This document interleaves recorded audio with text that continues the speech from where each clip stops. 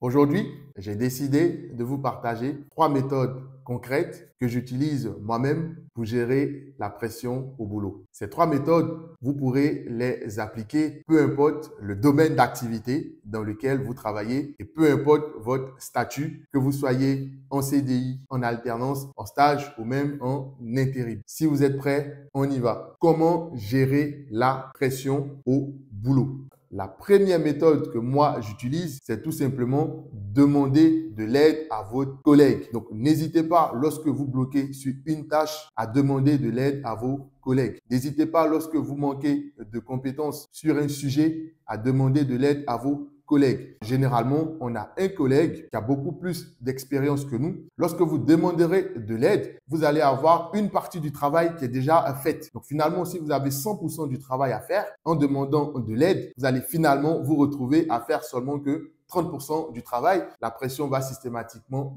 baisser. Donc, commencez dès aujourd'hui à demander de l'aide à vos collègues pour baisser la pression que vous avez au boulot. Et je peux vous garantir que c'est même une qualité, savoir demander de l'aide quand on en a besoin. La deuxième méthode que moi j'utilise pour gérer la pression au boulot, c'est simplement d'informer mon supérieur hiérarchique lorsque je sens que je ne pourrai pas fournir le travail dans le temps. N'hésitez pas à convoquer une réunion avec votre responsable hiérarchique et au cours de cette réunion, lui expliquer les raisons pour lesquelles vous ne pourriez pas fournir le travail à temps et surtout de proposer une nouvelle date à laquelle vous allez être en capacité de fournir le travail. Ça peut être, par exemple, bonjour Émile, j'étais convoqué parce que je dois normalement fournir ce travail dans une semaine, mais je n'avais pas évalué les impacts que ce travail allait avoir sur d'autres processus en cours. Donc finalement, je pense que je ne pourrais pas le terminer dans une semaine comme c'était prévu, mais plutôt dans une semaine, 3 jours. Convoquez une réunion, expliquez-lui les raisons pour lesquelles vous n'allez pas pouvoir fournir le travail et proposez-lui une nouvelle date à laquelle vous pourrez fournir le travail. Je peux vous garantir que ça va augmenter votre crédit auprès de votre responsable parce qu'il comprendra que vous êtes un collaborateur qui sait évaluer lorsqu'il peut terminer une tâche et qui sait aussi évaluer lorsqu'il ne pourra pas terminer une tâche. C'est aussi une qualité. Avant de passer à la troisième méthode, laissez-moi vous demander de mettre un like si ce n'est pas encore fait pour soutenir la chaîne, bien entendu. La troisième méthode que moi j'utilise pour gérer la pression, c'est simplement d'essayer de ne pas y penser lorsque je rentre à la maison. Je sais que c'est compliqué, surtout lorsqu'on est peut-être développeur d'applications ou peut-être monteur vidéo. Vous avez un effet spécial, par exemple, pour un monteur vidéo que vous devez forcément réaliser.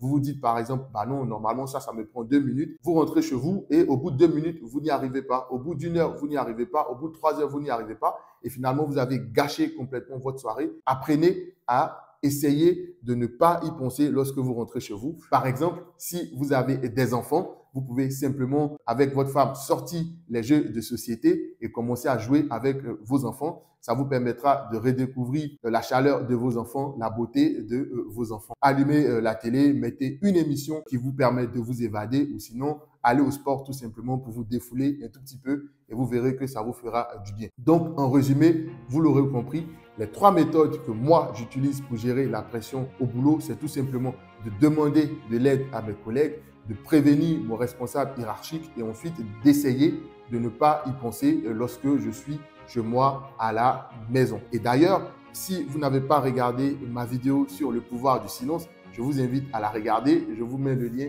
ici. Vous verrez qu'avec aussi le pouvoir du silence, vous allez mieux gérer ce genre de situation. Je vous donne rendez-vous la semaine prochaine pour une nouvelle vidéo. D'ici là, prenez soin de vous et surtout, no need to rush. Ciao!